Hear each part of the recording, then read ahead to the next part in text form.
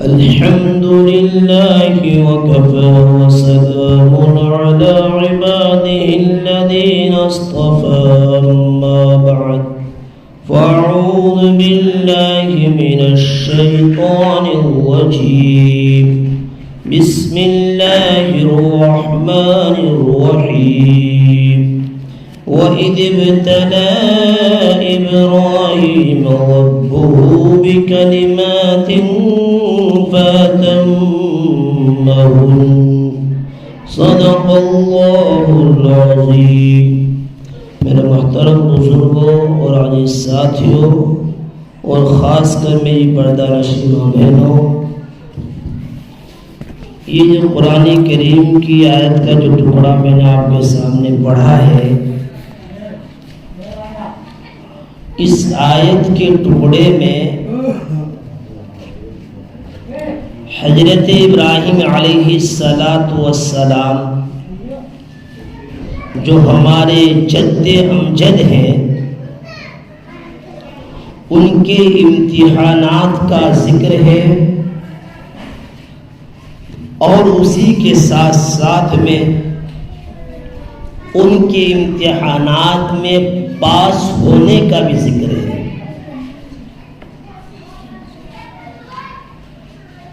اللہ تعالیٰ نے قرآن کریم کے اندر حضرت ابراہیم علیہ السلام کا بہت سی جگہ ذکر کیا ہے، بہت سی جگہ ذکر ہے، اور میرا دل یہ چاہ رہا ہے کہ اس موقع سے کچھ حضرت ابراہیم علیہ السلام کے جو امتحانات ہوئے ہیں ان کے تعلق سے عرض کروں۔ اور یہ بات ذہن میں کیوں آئی؟ اس لیے کہ بقرعید قریب ہے، بقرعید قریب ہے، کوئی زیادہ وقت نہیں ہے، تو اس لیے دل میں بات آ رہی ہے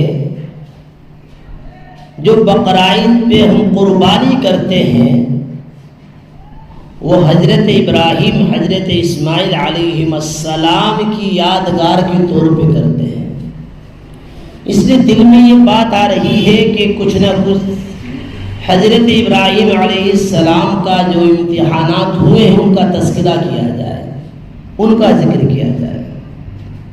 اللہ فرماتے ہیں وَإِذِ ابْتَلَىٰ إِبْرَاهِيمَ رَبُّهُ بِكَلِمَاتٍ، یاد کرو اس وقت کو جب ابراہیم علیہ السلام کا اللہ اس کے رب نے بہت سی باتوں میں امتحان لیا، امتحان پیپر لیے، غور کریے، فَأَتَمَّهُنْ، اور حضرت ابراہیم علیہ السلام اپنے امتحانات میں پورے اترے، 100% اپنے پیپروں میں کامیاب ہوئے۔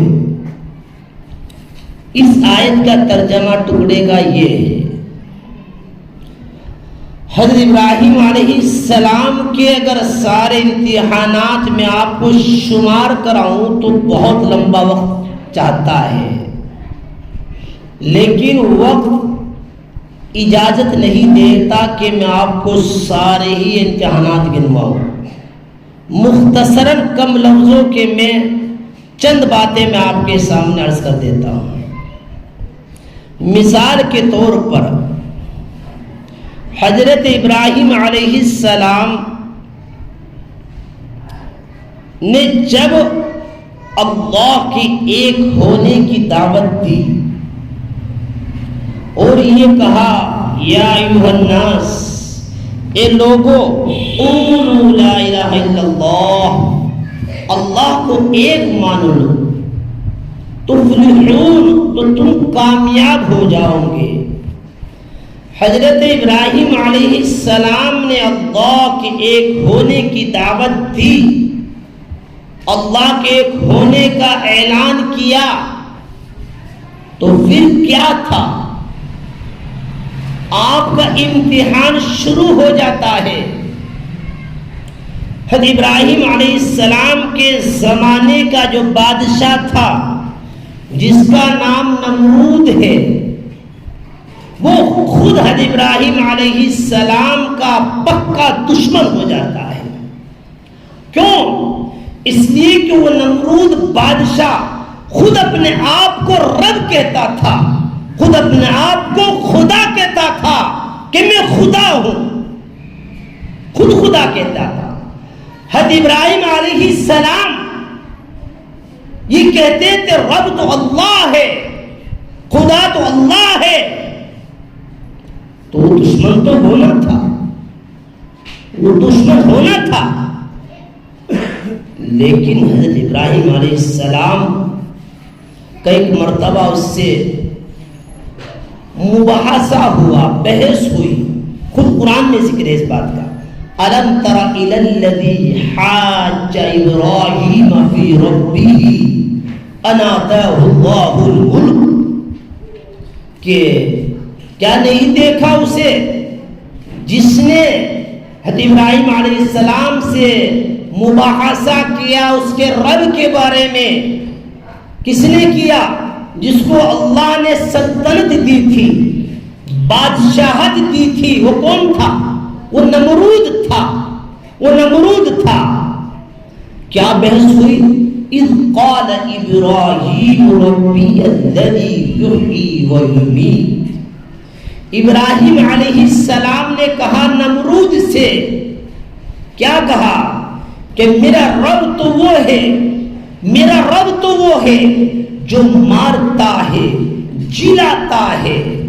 قالا، اور نمرود کہنے لگا انا احیی و امیت، یہ کام تو میں بھی کر سکتا ہوں، مار بھی سکتا ہوں، جلا بھی سکتا ہوں۔ نمرود یہ کہنے لگا، وہ بے وقوف تھا، وہ پاگل تھا، وہ حضرت ابراہیم علیہ السلام کی بات کو سمجھ ہی نہیں رہا تھا۔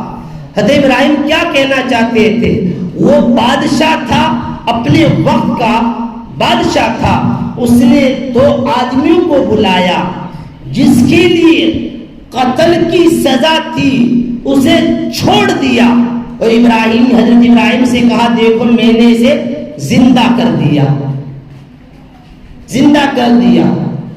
موت کی سزا تھی، اور جسے موت کی سزا نہیں تھی اسے موت کی سزا دے دی۔ بے وقوف تھا، پاگل تھا۔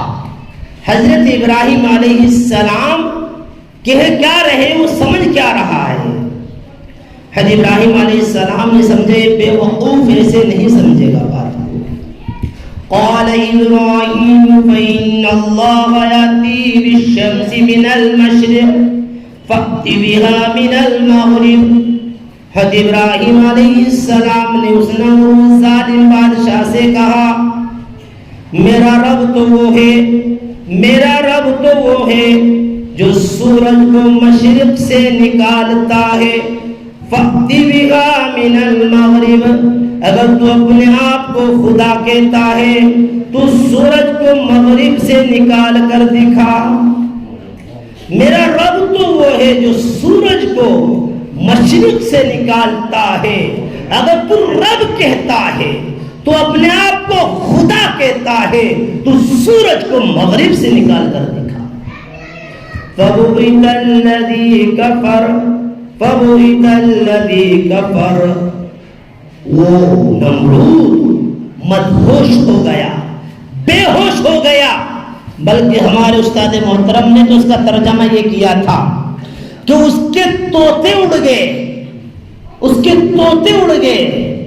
وہ بگلے جھانکنے لگا، وہ بگلے جھانکنے لگا، اس کے پاس کوئی جواب نہ بن سکا۔ کیا جواب دے گا؟ کوئی جواب نہیں، اس میں ہمت نہیں تھی وہ سورج کو مغرب سے نکال دیتا، اس میں طاقت نہیں تھی کیونکہ وہ جھوٹا خدا تھا، وہ جھوٹا خدا تھا، وہ اپنے آپ کو خدا بتا کرتا لیکن جھوٹا اور کذاب تھا۔ بہرحال مباحثے میں تو وہ زیر ہو گیا۔ کیا ہو گیا؟ زیر ہو گیا۔ اب اسے غصہ آ گیا، اب اس ظالم نمرود کو غصہ آ گیا اور کہنے لگا یہ ابراہیم تو میری خدائی کا انکار کرتا ہے، میری خدائی کا انکار کرتا ہے۔ اس نے کیا کیا کہ کسی طریقے سے اس ابراہیم کو ختم کیا جائے۔ حضرت ابراہیم علیہ السلام پر اس ظالم نمرود نے ظلم ڈھانے کی تیاری شروع کر دی، ظلم ڈھانے کی تیاری شروع کر دی۔ ادھر حضرت ابراہیم علیہ السلام کا امتحان شروع ہو گیا، ادھر وہ ظالم نمرود حضرت ابراہیم علیہ السلام پر ظلم ڈھانے کی تیاری کر رہا ہے۔ غور کیجیے کیا تیاری کی؟ اس ظالم نمرود نے ایک بہت بڑی آگ کا انتظام کیا، بڑا ایندھن اکٹھا کیا۔ وہ ظالم نمرود ساتھ میں تھا، اس کی جو قوم تھے جو اس کو ماننے والے تھے وہ سارے کے سارے اس کے ساتھ لگے ہوئے تھے، سارے اس کے ساتھ لگے ہوئے تھے، اور حضرت ابراہیم علیہ السلام کو اس آگ میں جلانے کا فیصلہ کیا۔ میرے بھائیوں، میری بہنوں، میرے دوستوں، یہ واقعات جو میں آپ کو سنا رہا ہوں یہ جھنجھوڑنے والے ہیں، یہ ہمیں جھنجھوڑتے ہیں، ہاں یہ ہمیں رلاتے ہیں۔ غور کیجیے، حضرت ابراہیم علیہ السلام کو آگ میں سزا دینے کا اس ظالم نمرود نے پروگرام بنا لیا، اور ایک بہت بڑی آگ کے لیے ایندھن اکٹھا کیا گیا۔ ایندھن اکٹھا کرنے کے بعد میں مختصر لفظوں میں عرض کرتا ہوں، اس آگ کو بھڑکائی گئی، اس آگ کو جلائی گئی۔ سنو میرے بھائیوں، میری بہنوں، جب اس آگ کے شعلے آسمان کو چھونے لگے، اس آگ کے پتنگے جو اس کی آگ کی تپش تھی وہ آسمان کو چھونے لگی، حضرت ابراہیم علیہ السلام کو اس آگ میں ڈالا گیا، اس آگ میں ڈالا گیا۔ ہاں یہ امتحان تھا، کن کا؟ حضرت ابراہیم کا امتحان تھا، حضرت ابراہیم کا امتحان تھا۔ حضرت ابراہیم اس امتحان کے لیے تیار ہو گئے، اپنے ایمان سے ذرہ برابر بھی ٹچ سے مس رہے ہوئے، یہی کہتے رہے اللہ اکیلا ہے، اس کا کوئی شریک نہیں ہے، اللہ ہی رب ہے، تو جھوٹا ہے، تو کذاب ہے، تو نمرود ظالم ہے، ہاں تو رب نہیں ہو سکتا، رب تو میرا اللہ ہے، رب تو میرا خدا ہے، رب تو میرا وہ ہے۔ حضرت ابراہیم علیہ السلام کا امتحان ہوتا ہے۔ حضرت ابراہیم علیہ السلام کو اس آگ میں ڈالا گیا۔ اے میرے بھائی جو غور سے سنیے، کیسا سما ہوگا، کیسا وقت ہوگا، ذرا سی آگ کا پتنگا ہم جھیل نہیں سکتے، جھیل نہیں سکتے، ہمارے بس کا نہیں۔ لیکن میرے بھائیوں، میری بہنیں غور سے سنیے، حضرت ابراہیم علیہ السلام کو اس آگ میں ڈال دیا گیا۔ حضرت ابراہیم علیہ السلام اس آگ میں گرنے کے لیے تیار ہو گئے، اپنے ایمان سے پھرنے کے لیے ذرا سے بھی تیار نہیں ہوئے، گیر دیا گیا۔ امتحان پورا ہو گیا، اللہ کی طرف سے اس امتحان پر مدد آتی ہے، اللہ اپنے ابراہیم پر مدد بھیجتا ہے اور کہتا ہے یا نار کونی بردا وسلاما علی ابراہیم، اے آگ میں تجھے حکم کرتا ہوں تو ابراہیم پر ٹھنڈی ہو جا، تو ابراہیم پر ٹھنڈی ہو جا۔ اور کیسی ٹھنڈی؟ سلامن علی ابراہیم، سلامتی والی، اتنی ٹھنڈی بھی نہ ہونا ابراہیم کو تکلیف ہونے لگے، ابراہیم کو پریشانی ہونے لگے، نہیں، بلکہ ایسی ٹھنڈی ہو جا کہ ابراہیم کو اس آگ میں، اس آگ کی روشنی میں ہی سکون ملے، راحت ملے، چین ملے۔ ہاں میری بہنوں، میرے بھائیوں، حضرت ابراہیم علیہ السلام کا امتحان ہوا، اللہ کی قسم، اللہ کی طرف سے مدد آئی۔ مدد آئی جو امتحان میں کامیاب ہو جاتا ہے اللہ کی طرف سے انعام ملتا ہے. انعام ملا کے آگ کو ہی جو ایک جلانے کی چیز تھی اسے سکون کی جگہ بنا دیا, راحت کی چیز بنا دیا. یہ کیا تھا؟ ابراہیم علیہ السلام کے امتحان تھا, بہت بڑا امتحان تھا. بلکہ میں تو یہ پڑھ رہا تھا ایک جگہ بھی کہ اس نمرود کی ایک بیٹی تھی. میری بہنوں غور سے سننا, اس نمرود کی ایک بیٹی تھی جس کا نام راعزہ تھا. راعزہ وہ اس سارے منظر کو چھت پر سے دیکھ رہی تھی. یوں جو ابراہیم علیہ السلام کو آگ میں ڈالا جا رہا تھا, آگ کو ان کے لیے سکون کی چیز بنایا تھا, وہ اس سارے منظر کو نمرود کی بیٹی راعزہ دیکھ رہی تھی. ہائے ہائے میری بہنوں سننا, وہ راعزہ اس منظر کو دیکھ کر بڑی متاثر ہوئی. اتنی بڑی آگ نے حضرت ابراہیم کا کچھ نہیں بگاڑا. وہ بڑی متاثر ہوئی. اوپر سے آواز لگا کر راعزہ اس نمرود ظالم کی بیٹی کہنے لگی, اے ابراہیم اگر میں آگ میں کود جاؤں کیا آگ میرا کچھ نہیں بگاڑے گی؟ حضرت ابراہیم نے کہا, ہاں لا الہ الا اللہ محمد خلیل اللہ, تو اللہ اس کلمے کو پڑھ کر آگ میں کود جا, آگ تیرا کچھ نہیں بگاڑے گی. لکھا ہے وہ راعزہ نمرود کی بیٹی اس کلمے توحید کو پڑھ کر اس آگ میں کود جاتی ہے اور آگ اس کا کچھ نہیں بگاڑتی. ایمان میں داخل ہونے کے بعد کودتی ہے. یہ ہوتا ہے میری بہنوں, اگر آج بھی حضرت ابراہیم جیسا ایمان ہمارے اندر موجود ہو, آج بھی آگ ہماری یہ گلزار بن سکتی ہے. آج بھی ابراہیم سے اگر ہو ایمان پیدا, آگ کر سکتی ہے انداز گلستہ پیدا.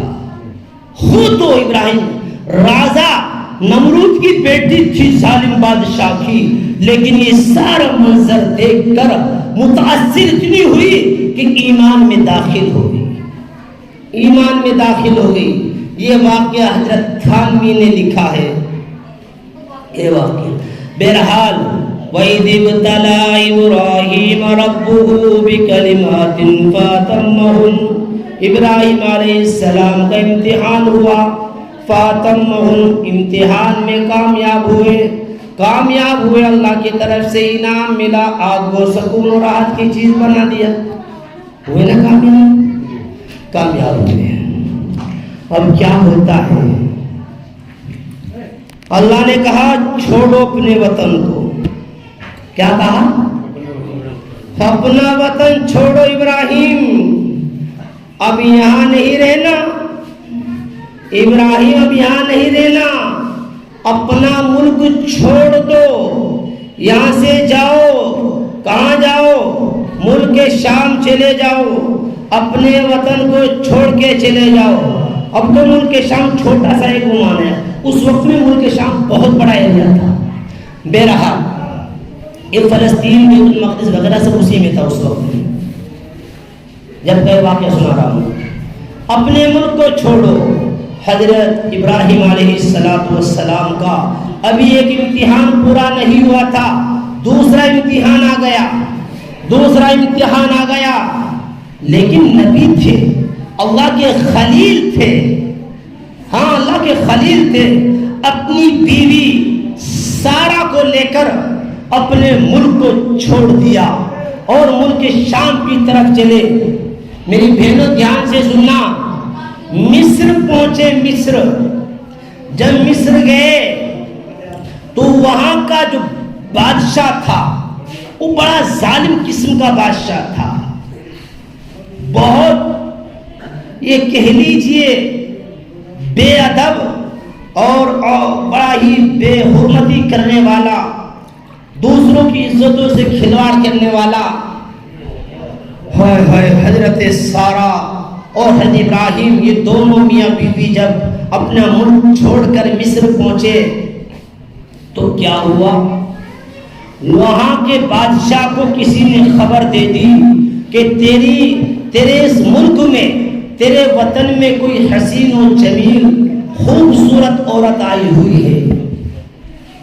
اس نے حضرت ابراہیم کو بلوایا، کہنے لگا کہ تمہارے ساتھ کوئی حسین و جمیل عورت ہے، وہ کون ہے؟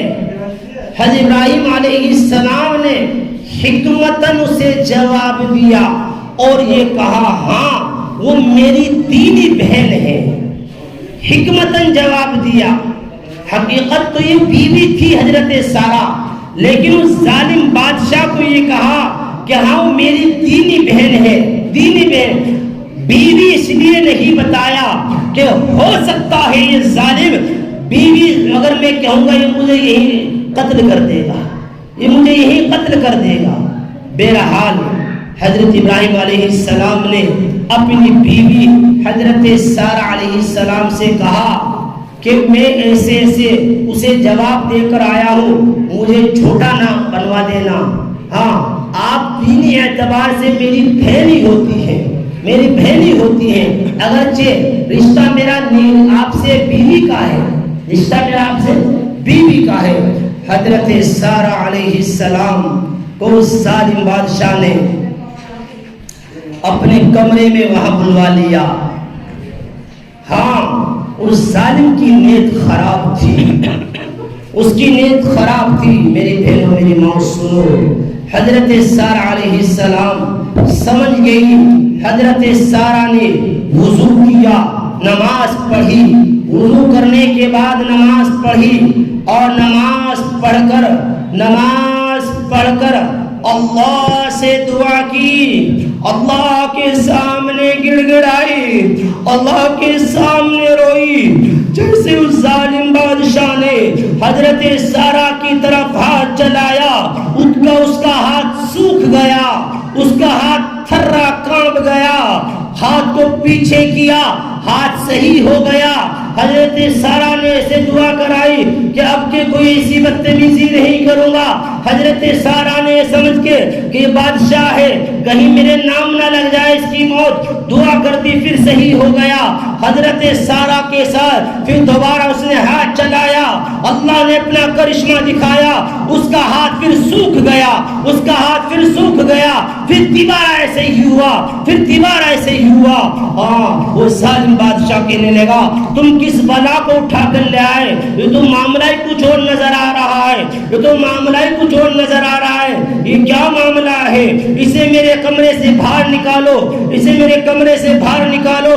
اور ساتھ میں کیا کیا اس ظالم بادشاہ نے، اس مصر کے بادشاہ نے، اس نے کیا کیا؟ اس نے ایک جو اس کی باندھی تھی، بلکہ یہ اس کی بیٹی تھی جس کا نام ہاجرہ تھا، اسے خدمت کے لیے حضرت سارہ کو تحفے میں دے دی۔ دیکھ غور کر رہے میری بہنوں، دھیان دینا۔ حضرت سارہ کی دعا، حضرت سارہ کی نماز، حضرت سارہ کا رونا ان کی عزت کو محفوظ کر دیا۔ اس ظالم ملعون کو ملعون و مردود کر دیا، اور ایسا مردود کہ اس کی ہمت نہیں ہو سکی ان کی عزت سے کھیلنے کی۔ اللہ کے سامنے اس انداز سے روئی اور دھوئی اور اس طریقے سے اللہ کے سامنے نماز میں کھڑی ہوئی۔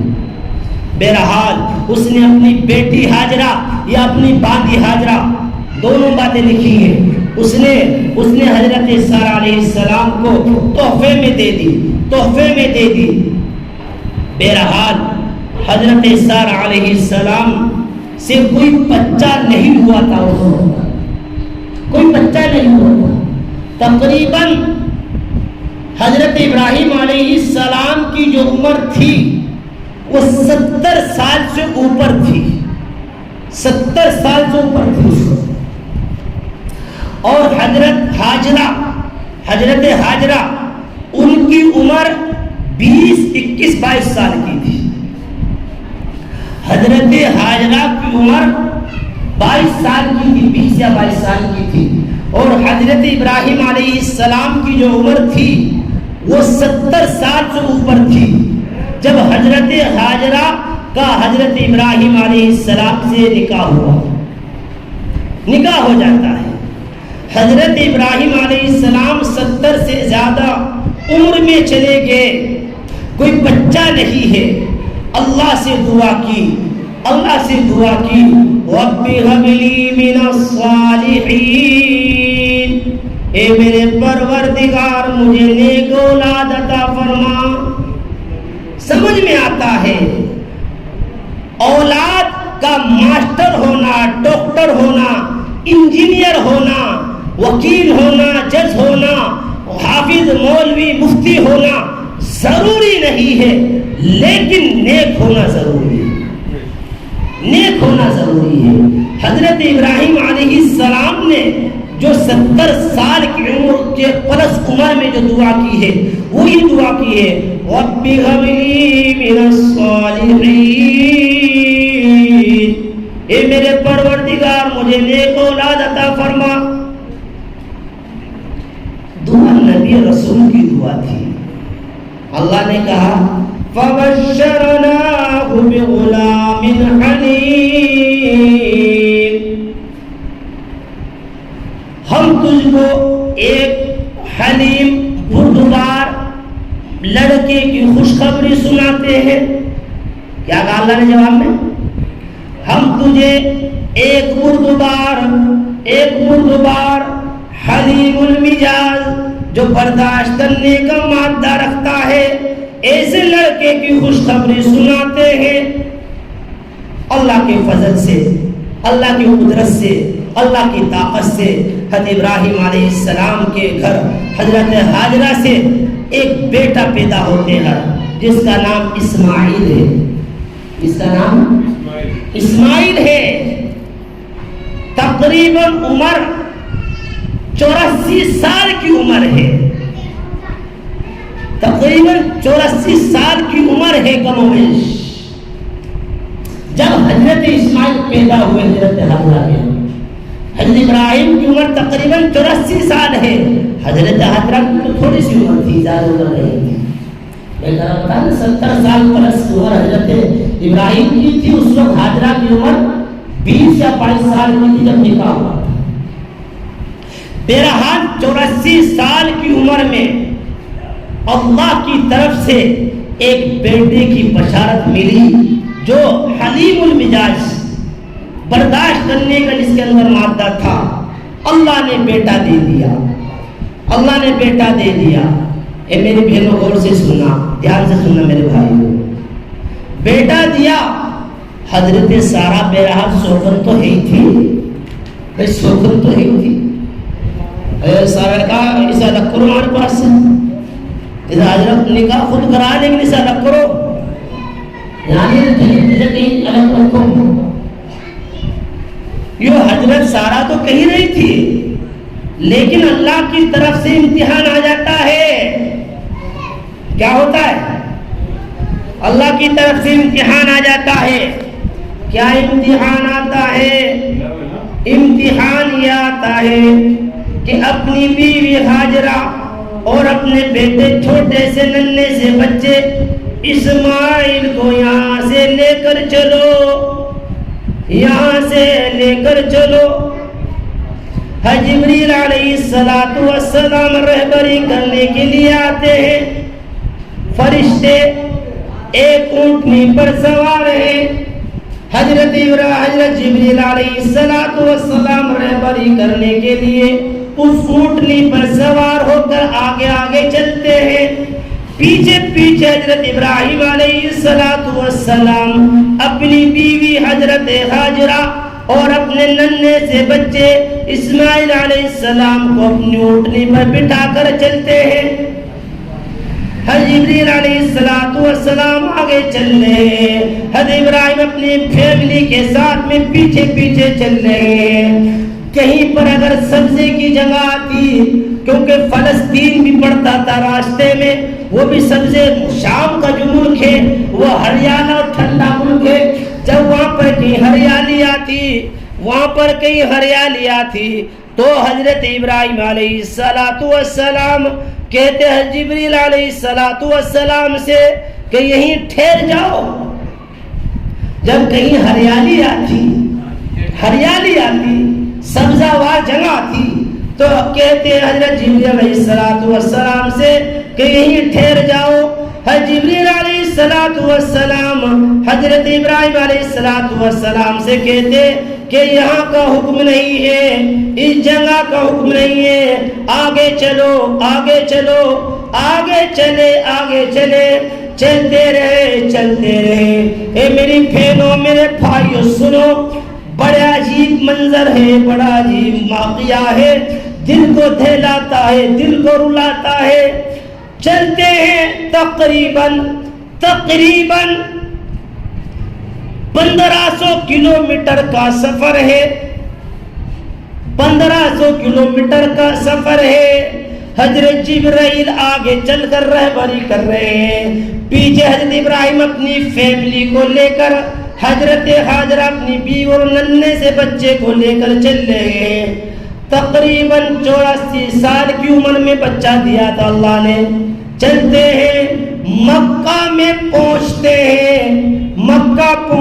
ہیں. اس وقت مکہ صرف ایک چٹیل میدان تھا, اور کیسا, ادھر کالا پہاڑ ادھر کالا پہاڑ, ایک بیچ میں چھوٹی سی وادی تھی, ایک چھوٹی سی جگہ تھی.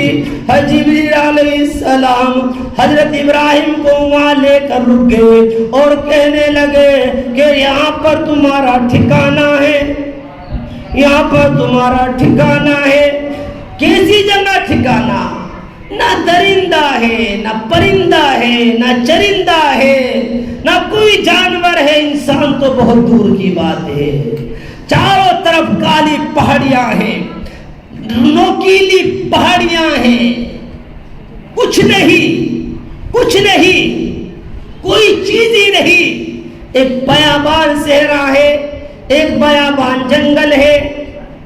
ہاں پھر کیا ہوتا ہے, حضرت ابراہیم علیہ السلام نے ایک چھوٹی سی جھوپڑی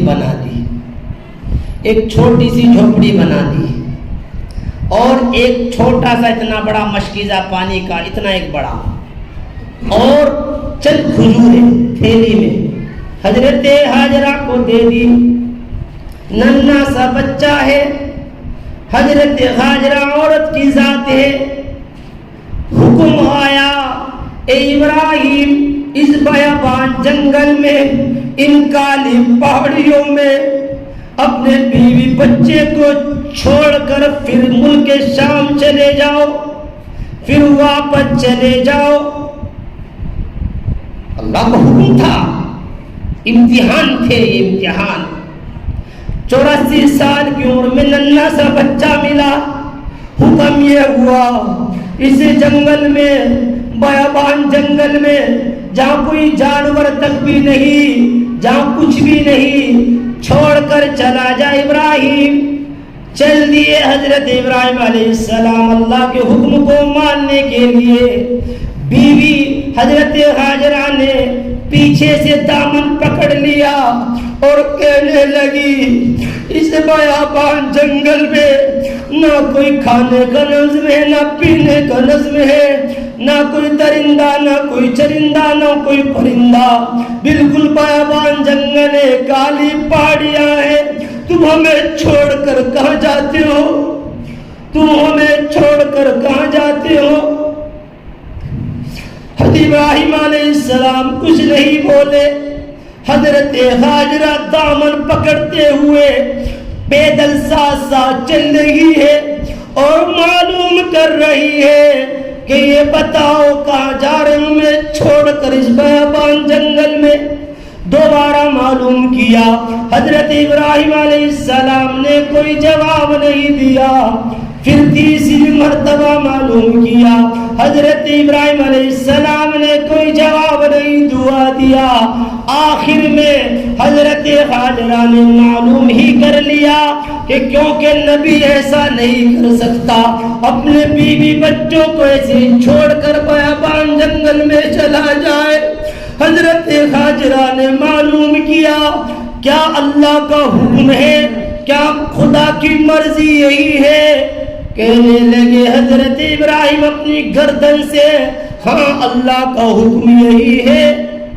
کہنے لگی حضرت ہاجرہ جب اللہ کی مرضی یہی ہے، جب خدا کی مرضی یہی ہے تو اللہ ہماری حفاظت کرے گا، وہ اللہ ہماری حفاظت کرے گا، وہ اللہ ہماری مدد کرے گا۔ دامن کو چھوڑ دیتی ہے۔ حضرت ابراہیم علیہ السلام واپس چلے جاتے ہیں اپنے ملک شام، لوٹ جاتے ہیں۔ ہائے میری ماؤں، کلیجے پہ ہاتھ رکھ کر سنو، یہ واقعہ رلا دینے والا واقعہ ہے۔ میری بہنوں، کیسی عورت تھی حضرت ہاجرہ، کیسا توکل تھا اللہ کی ذات پر، کیسی استقلال کی پہاڑ تھی وہ حضرت ہاجرہ۔ عورت کی ذات تھی، عورت کی ذات تھی۔ بہرحال تھوڑا سا پانی پی لیتی تھی جو مشکیزے میں تھا، ایک دو کھجور کھا لیتی، 3 دن اسی مشکیزی کے پانی میں اور اس کھجوروں میں پورے ہو گئے، اور اپنے چھوٹے سے بچے کو اپنا دودھ پلا دیا کرتی تھی، اپنے بچے کو دودھ پلا دیا کرتی تھی۔ اے میری ماں، دھیان دینا، دھیان دینا، جب مشکیزے کا پانی ختم ہو جاتا ہے، 3 دن پورے ہو گئے، پیاس کی شدت ستا رہی ہے، پیاس کی شدت کی وجہ سے بچہ بھی رو رہا ہے، بچہ بھی چلا رہا ہے، پیاس کی وجہ سے بچہ بھی چیخ رہا ہے۔ اسماعیل ماں ہے، ماں ہے، ماں اپنے بیٹے کی اس بے چینی کو دیکھ نہ سکی، اس بے قراری کو دیکھ نہ سکی، پانی کی تلاش میں دوڑتی ہے صفا سے مروہ کی طرف، مروہ سے صفا کی طرف۔ اس بیچ میں گڑھے کی زمین آتی تھی، گڑھا آتا تھا، بچہ جب نظر نہیں آتا تھا اس جگہ جانے کے بعد میں اس جگہ پر دوڑ لگاتی تھی، اس جگہ پر دوڑ لگاتی تھی، مروہ پر پہنچتی تھی، مروہ سے صفا پر آتی تھی۔ بظاہر معلوم تھا کہ پانی نہیں ہے، لیکن بچے کی بے چینی دیکھی نہیں جاتی تھی، بچے کی بے قراری، بچے کا پیاسا پن دیکھا نہیں جاتا تھا ماں سے۔ ماں ہوتی ہے۔ بہرحال صفا سے مروہ جاتی ہے، مروہ سے صفا آتی ہے، پھر صفا سے مروہ جاتی ہے۔ اسی طریقے سے 7 چکر لگائے، جان کر 7 چکر نہیں لگائے، بلکہ میری ماں سنو، دھیان سے سنو۔ حضرت ہاجرہ علیہ السلام 7ویں چکر میں مروہ پہ جا کے گش کھا کے مروہ کی پہاڑی پر گر جاتی ہے۔ حضرت ہاجرہ تھک جاتی ہے، پانی نہیں ملتا، پانی نہیں ملتا، مروہ کی پہاڑی پہ بے ہوش ہو کے گر جاتی ہے، تھک جاتی ہے، اور یہ دل میں آیا بچہ ادھر مر جائے، میں ادھر مر جاؤں، جب کہیں پانی نہیں ملا، بے ہوش کی حالت میں پڑی ہے، غشی کی حالت میں پڑی ہے۔ بچہ دکھائی دیکھا آنکھ کھول کر کہ ہو سکے بچہ دنیا سے چلا گیا ہو۔ میری ماں، اللہ کی مدد آئی، اللہ کی مدد آئی۔ آنکھ کھولا، آنکھ کھول کر دیکھی تو دیکھا ایک آدمی کھڑا ہے، بچے کے پاس میں ایک آدمی کھڑا ہے، اور وہ بچہ اسماعیل اس کی ایڑیوں کے نیچے سے پانی نکل رہا ہے۔ کیا عالم ہوگا؟ ہر تھانوی نے تو یہ لکھا ہے، کوئی آواز آئی حضرت ہاجرہ کو، پھر آواز آئی، حضرت ہاجرہ نے کہا ہاں میں نے تیری آواز کو سن لیا ہے، اگر مدد کرنی ہو کر، میں نے تیری آواز کو سن لیا ہے۔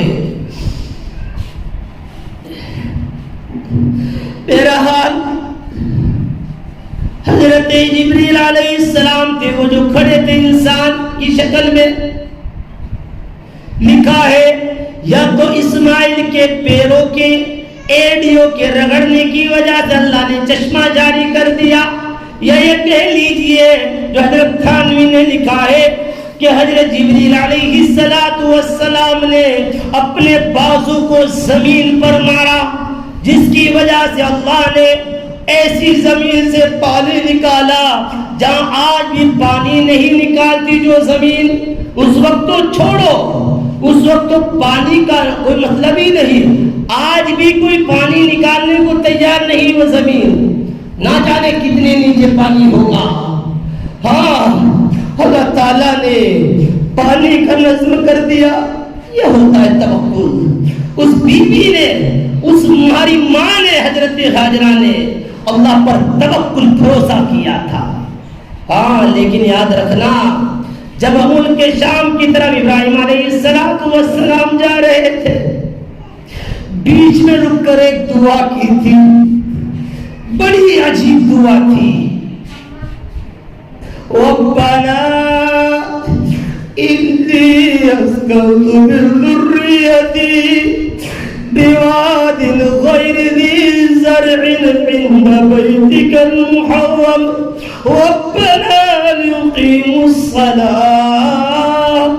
ہے میرے پروردگار کا اللہ نے کہا، رب کہتے ہیں پالنے والے کو، رب کہتے ہیں پالنے. اے میرے پروردگار، میں نے اپنے بچوں کو، اپنی اولاد کو ایسی جگہ چھوڑا، تیرے توکل، تیرے بھروسے پر ایسی جگہ چھوڑا، نہ کوئی کھانے کا لفظ، نہ پینے کا لفظ، نہ کوئی انسان، نہ کوئی جانور، نہ کوئی درندہ، نہ پرندہ، کچھ بھی نہیں. اے اللہ ایسی جگہ چھوڑا. دیکھو اللہ کی دعوت ہے، دعا، وہ دعا تھی، وہ حضرت ابراہیم کی دعا تھی. بہرحال میری بہنوں، میری ماں، مختصر یہ ہے، حضرت ہاجرہ علیہ السلام اس پانی کے چشمے کے پاس آتی ہے اور کہتی ہے زمزم زمزم. زمزم یہ عریانی زبان کا لفظ ہے، اس وقت عریانی زبان بولی جاتی تھی. اس کے معنی رک جا، ٹھہر جا، ٹھہر جا. حضرت ہاجرہ نے کہا اس پانی کے چشمے کو، ٹھہر جا، رک جا. لکھا ہے کتابوں میں اگر حضرت ہاجرہ کی زبان سے یہ زمزم کا لفظ نہ نکلتا تو سارا عرب کو زمزم کا پانی ملتا، سارے عرب میں پھیل جاتا. اگرچہ آج بھی دنیا میں پانی زمزم کا جاتا ہے، ساری دنیا میں جاتا ہے. آج کل تو ٹیکنالوجی کا زمانہ ہے، آج کل تو سائنس کا زمانہ ہے. سعودی والوں نے، حکومت نے زمزم کا جو پانی کا چشمہ ہے اس کے اوپر سرچ کیا ہے کہ یہ دیکھو اس کا کہیں کسی اور چشمے سے جوڑ دو نہیں، کسی پانی سے. طائف تک کھنگالا، طائف تک کھنگالا. الحمدللہ میرا جانا ہوا، طائف میں گیا ہوں، ٹھنڈا سا موسم تھا اس وقت تجھے ملا. بہرحال کچھ نہیں ملا. وہ تو اللہ کی قدرت سے، اللہ کی طاقت سے، حضرت ہاجرہ کے توکل کی بنیاد پر، حضرت ہاجرہ کی قربانی کی بنیاد پر اللہ نے اس بنجر زمین سے اس چشمے کو جاری کیا تھا. الحمدللہ آج تک وہ چکا تو وہ چشمہ پانی کا جو زمزم جسے ہم کہتے ہیں آج تک جاری ہے، آج تک جاری ہے اور انشاءاللہ تا قیامت جاری رہے گا. تا قیامت کی نشانیوں میں سے ایک نشانی یہ ہے کہ زمزم کا چشمہ سوکھ جائے گا. انشاءاللہ تا قیامت زمزم کا جو چشمہ ہے پانی کا جاری رہے گا. بہرحال میری ماں اور میری بہنوں، حضرت ہاجرہ علیہ السلام کا یہ دوڑنا، یہ بھاگنا، یہ حضرت ہاجرہ کی قربانی، غور کیجیے اللہ کو کتنی پسند آئی. آج کل کی عورتیں نہیں تھی، شوہر ایسے چلا جائے ہمت ہے، ہمت نہیں ہے، ہمت نہیں ہے. بہرحال میری بہنوں، میری ماں، میرے بھائی غور سے سننا. حضرت ابراہیم علیہ السلام 1 سال کے بعد پھر مکہ آتے ہیں. مکہ آتے ہیں. مکہ 1500 کلومیٹر کا سفر طے کر کے، اور اونٹنی پر، ہوائی جہاز میں نہیں، اونٹنی پر تقریباً 1 مہینہ لگتا ہے. 1 مہینہ آتے ہیں. آنے کے بعد میں حضرت ہاجرہ کوئی اونٹنی دیکھتی ہے. حضرت ہاجرہ کوئی اونٹنی دیکھتی ہے. کوئی سوار ہے. سوار کون ہے؟ وہ ان کے شوہر حضرت ابراہیم علیہ السلام ہے. دیکھ کر خوش ہوتی ہے، اللہ کا شکر ادا کرتی ہے.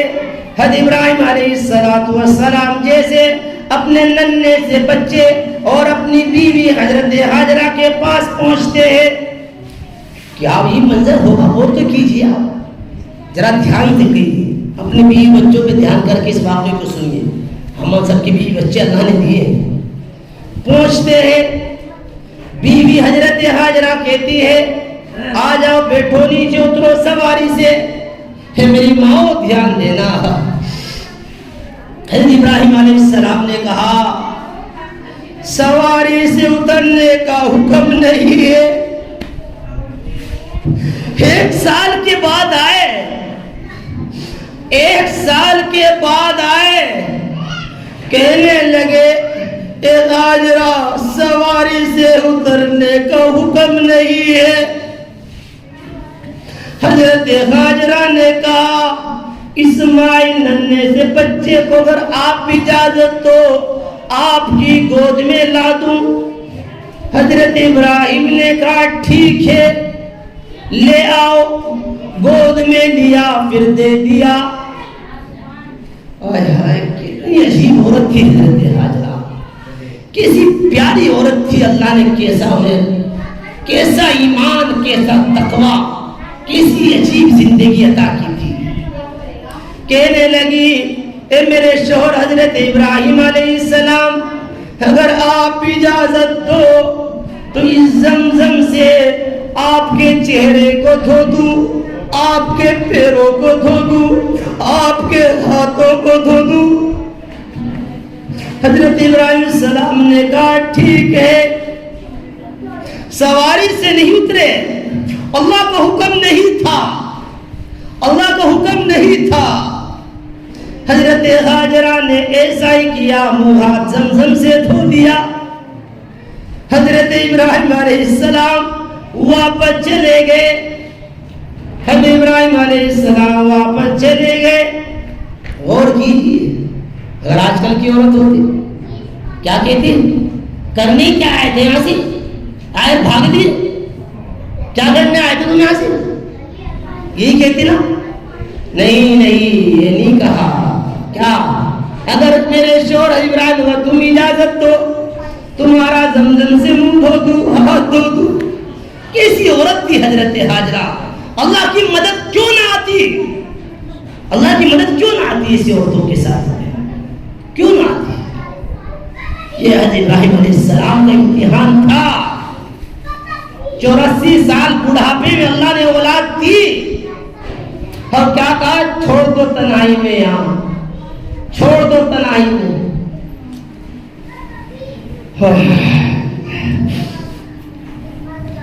بہرحال میری موت، وقت ہو رہا ہے، ٹائم نہیں ہے. حضرت ابراہیم علیہ السلام، مختصر میں 2 لفظ میں اور بات سمجھ میں آ جائے گی، میں عرض کر دیتا ہوں. حضرت ابراہیم علیہ السلام پھر دوبارہ واپس آتے ہیں. کیا آتے ہیں؟ دوبارہ آتے ہیں. اس وقت میں 92 سال کی عمر تھی.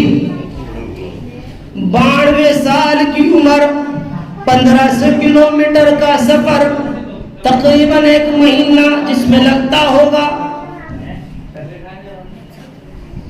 آتے ہیں. بچہ اب وہ تھوڑا سا بڑا ہو جاتا ہے، تھوڑا سا چلنے پھرنے کے قابل ہو جاتا ہے. کون؟ اسماعیل. یہ امتحان تھا، بہت بڑا امتحان تھا. چھوٹا امتحان نہیں ہے، بہت بڑا امتحان ہوتا بھی کیوں نہیں۔ حضرت اسماعیل کی سلب سے ایک ایسے نبی رسول آنے والے تھے جن سے ساری دنیا کو روشن ہونا تھا۔ وہ کون تھے؟ وہ سرور کائنات فخر موجودات احمد مصطفیٰ محمد مصطفیٰ صلی اللہ علیہ وسلم تھے۔ میرے اور آپ کے حبیب صلی اللہ علیہ وسلم حضرت اسماعیلی کی اولاد سے تو ہے، حضرت اسماعیلی کی اولاد سے ہے۔ 92 سال کی عمر ہے، آتے اپنے بیوی بچے کے پاس میں۔ اس دوران وہاں پر ایک قبیلہ غالباً بنو جرہم کے نام سے آتا ہے اور کہتا ہے اے اگر بہن تم اجازت دو ہم یہاں اپنا رک جائے، ٹھہر جائے، ٹھہر جاؤ، ٹھہر جاؤ۔ اللہ فلما بلغ معه السعي، جب اسماعیل علیہ السلام چلنے کے قابل ہو گئے، دوڑنے کے قابل ہو گئے، تو ابراہیم علیہ السلام 1500 کلومیٹر کا سفر، 1 مہینے کا سفر، خواب دیکھتے ہیں اپنی محبوب چیز کو قربان کرو، بکری بکرا قربان کر دیا۔ پھر خواب آتا ہے اپنی محبوب چیز کو قربان کرو، ہاں پھر جانور کو دوسرے کو قربان کر دیا، اونٹ کو قربان کر دیا، قربان کر دیا۔ پھر خواب آتا ہے اپنی محبوب چیز کو قربان کرو۔ سمجھے تو بس میں سمجھ رہا ہوں اسماعیل کا حکم ہے قربان کرنے کا۔ بڑھاپے میں اولاد ملی، 92 سال کی عمر، 1500 کلومیٹر کا تقریباً سفر، 1 مہینہ جس میں لگتا ہو، حکم ہے بیٹے کو قربان کرنے کا۔ کیا بیچ رہی ہوگی اس باپ پر؟ آپ اندازہ لگا رہے ہو کیا اس باپ کا دل پہ بیچ رہی ہوگی؟ اکلوتا بیٹا بڑھاپے میں ملا، سفر سے چل رہے ہوں گے، کیا کنڈیشن ہوگی اللہ جانتے ہیں، وہ جانتے ہیں۔ ہماری اولاد میں ذرا سا غلط ہو جائے ہم بے چین ہو جاتے ہیں، حقیقت ہے، ماں باپ پریشان ہو جاتے ہیں، کلیجہ نکلنے لگتا ہے۔ وہ باپ کو قربانی کا حکم ہے۔ اسماعیل کی آتے مختصر یہ آتے ہیں، بیوی بچہ دیکھ کر، بیوی اپنے شوہر کو دیکھ کر اسماعیل علیہ السلام سمجھ جاتے ہیں میرے ابو ہیں، یہ میرے ابا ہیں، کیونکہ بڑے سے ہو گئے، چلنے کے قابل ہو گئے۔ فلما بلغ معه السعي، دوڑنے کے قابل ہو گئے، دوڑنے کے قابل ہو گئے، سمجھ گئے میرے ابا ہے۔ اپنی بیوی ہاجرہ سے کہا کہ اسماعیل کو تیار کر دو۔ ان کی خوشی کتنی ہوگی بچوں کی اور اس ماں کی، بیوی کی کتنی خوشی ہوگی اندازہ نہیں لگا سکتے۔ کہا بچے کو تیار کر دو، کیوں؟ اسے مجھے گھما کے لانا ہے، سیر و تفریح پہ لے جانا ہے، سیر و تفریح کرانے کے لیے اسے تیار کر دو۔ خوشی اور خوشی بڑھ گئی اور خوشی بڑھ گئی۔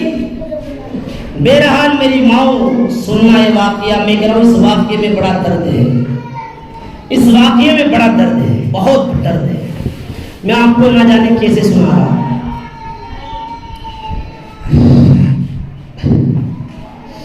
52 سال کی عمر ہے، بڑھاپے میں بچہ ملا، تیار کر دو، اسے گھما کے لاتا ہوں، سیر و تفریح پہ لے جاتا ہوں۔ اماں ہاجرہ نے تیار کیا، ہاں لے کے چل دیے۔ ایک اندھیری وادی آتی ہے، ایک اندھیری وادی آتی ہے، اندھیری وادی آتی ہے، وہاں جا کے رکتے ہیں، وہاں جا کے رکتے ہیں۔ غور کیجئے الفاظ پہ، قرآن کے الفاظ پہ بھی دینا دھیان۔ وہاں ٹھہر جاتے ہیں، بیچ میں اگرچہ شیطان خائن ہوتا ہے، رکاوٹیں ڈالتا ہے، کہتا ہے ابراہیم تو خواب کی باتیں ہیں، کہاں چکر میں پڑتا ہے، لیکن نبی کا خواب وہی ہوتا ہے، رسول کا خواب وہی ہوتا ہے، اس میں شک نہیں کیا جا سکتا۔ ہاں اسے اعوذ باللہ پڑھ کے اس کو مردود کو بھگا دیتے ہیں، کنکریاں پھینکتے ہیں، ہے نا، 7 کنکریاں مارتے ہیں، آج بھی وہ موجود ہے۔ بہرحال میں تفصیل میں نہیں جا رہا ہوں کیونکہ وقت قریب ہے۔ بہرحال حضرت ابراہیم علیہ السلام اس وادی میں جو اندھیری وادی تھی اپنے بیٹے اسماعیل سے کہتے ہیں انی ارا فی المنام انی اذبحک فانظر ماذا تری۔ اے پیارے بیٹے، آہائے کیا کلیجہ تھا، بیٹا بھی کیسا تھا اور باپ بھی کیسا تھا، غور کیجیے۔ اے میرے پیارے بیٹے، میں نے خواب دیکھا ہے، میں تجھے ذبح کرتا ہوں۔ قرآن کہتا ہے 12-13 سال کی عمر ہے، چلنے کے قابل ہو گیا۔ بیٹے میں نے خواب دیکھا ہے کہ میں تجھے ذبح کرتا ہوں۔ بیٹا بھی تو ابراہیم کا تھا، بیٹا بھی تو ابراہیم کا تھا۔ ہاں وہ جانتا تھا، وہ بیٹا جانتا تھا کہ نبی کا خواب بھی وہی ہوتا ہے، نبی کا خواب بھی وہی ہوتا ہے۔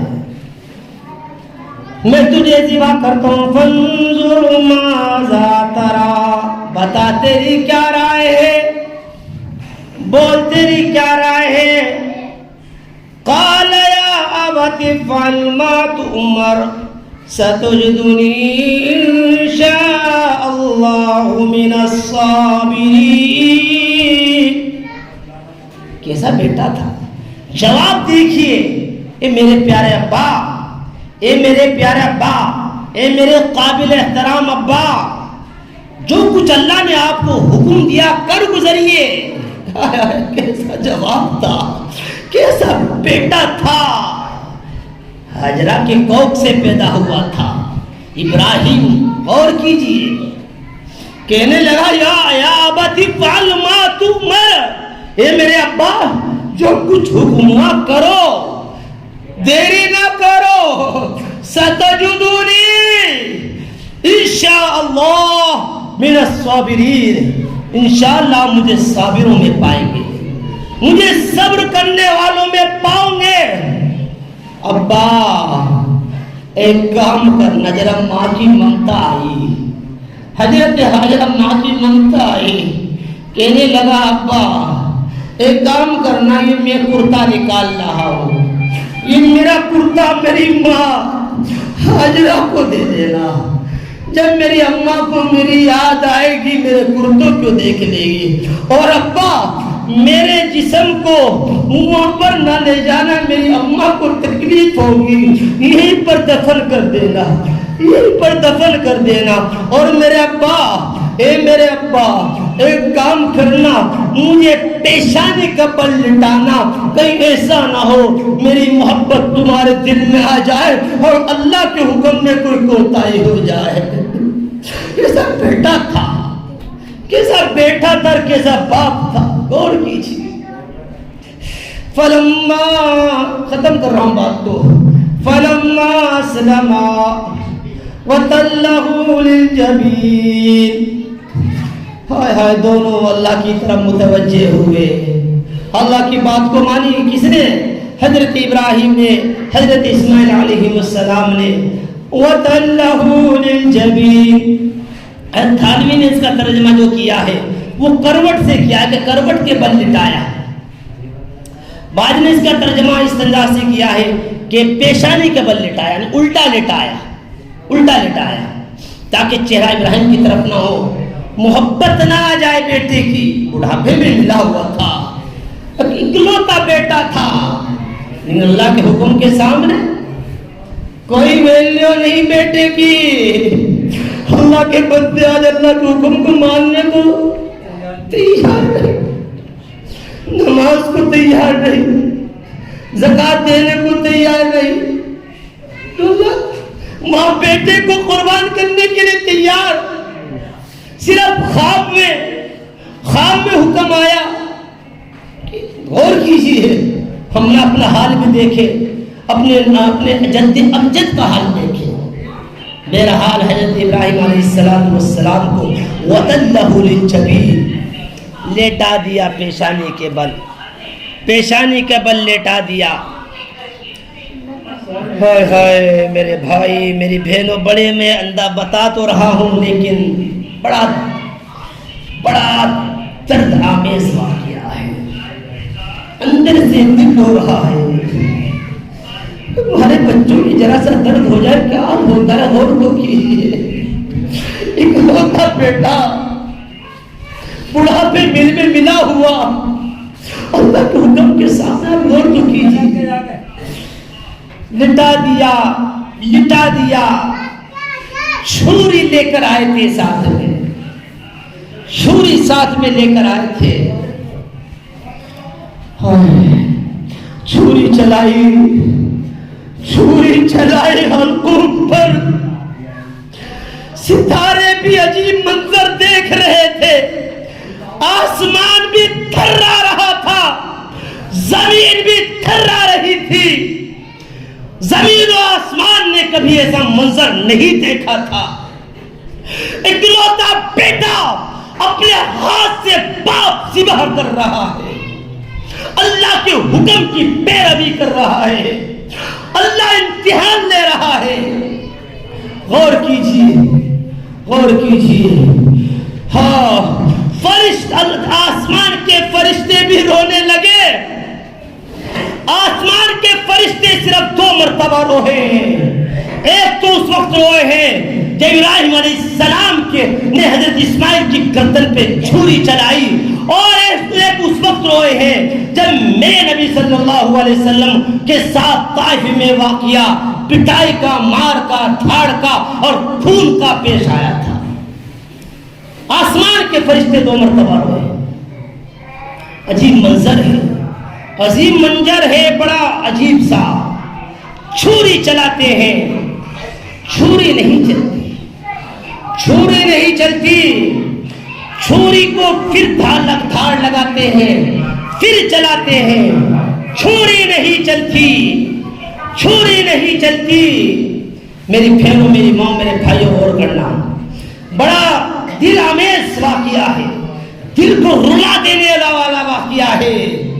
باپ ذبح کر رہا تھے بیٹے کو، چھری چلاتے ہیں، تیز کرتے ہیں، نہیں چلتی. آنکھوں پہ پٹی باندھ لی، کہیں بیٹے کی محبت، بیٹے کی پیار کہیں اللہ کے حکم میں رکاوٹ نہ بن جائے. کیا ایمان تھا، کیسا ایمان تھا. اللہ ہمیں بھی کچھ نہ کچھ حصہ عطا کرتے میرے پروردگار. عجیب ایمان تھا. چھری نہیں چلتی، چلاتے ہیں، کوشش کرتے ہیں، لیکن وَنَادَيْنَاهُ أَن يَا إِبْرَاهِيمُ قَدْ صَدَّقْتَ الرُّؤْيَا إِنَّا كَذَلِكَ نَجْزِي الْمُحْسِنِينَ. ہم نے پکارا ابراہیم، تو نے اپنے خواب کو سچ کر دکھایا. ہم تو صرف امتحان لے رہے تھے، ہمارا مقصد اسماعیل کو ذبح کرانا نہیں تھا. ہم تو تیرا امتحان لیتے تھے. وَإِذِ ابْتَلَىٰ إِبْرَاهِيمَ رَبُّهُ بِكَلِمَاتٍ فَأَتَمَّهُنَّ. وہ تو نبی رسول تھے.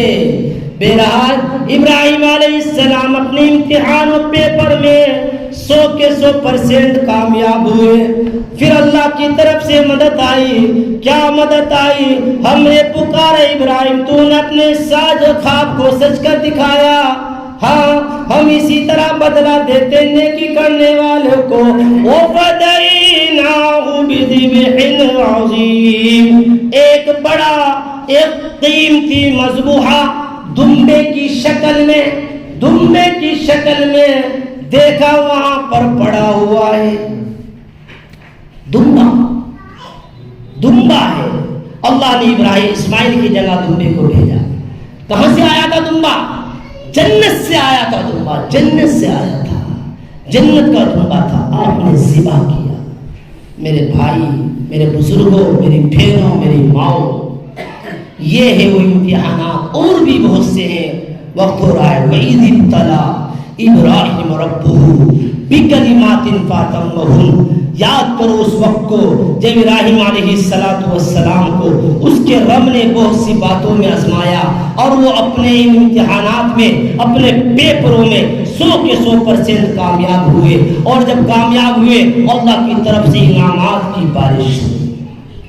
اس لیے میرے بھائی، میری بہنوں، میرے ماؤں، ہمیں بھی یہ قربانی صرف ایک جانور کو ذبح کرنا ہی نہیں، اور کیجئے، یہ ہمیں اس بات کا درس اور سبق دیتا ہے، ہر سال اس بات کا سبق دیتا ہے اگر کہیں اللہ کے دین کے لیے، اللہ کے دین کو پھیلانے کے لیے، اللہ کے دین کی اشاعت کے لیے، اللہ کے دین کی حفاظت کے لیے، اسلام کی حفاظت کے لیے ہمیں اپنی قربانیاں دینا پڑے تو ہم تیار ہیں اس کے لیے۔ اس بات کا سبق دیتا ہے، ہر سال اس بات کی یاد تازہ کرتا ہے۔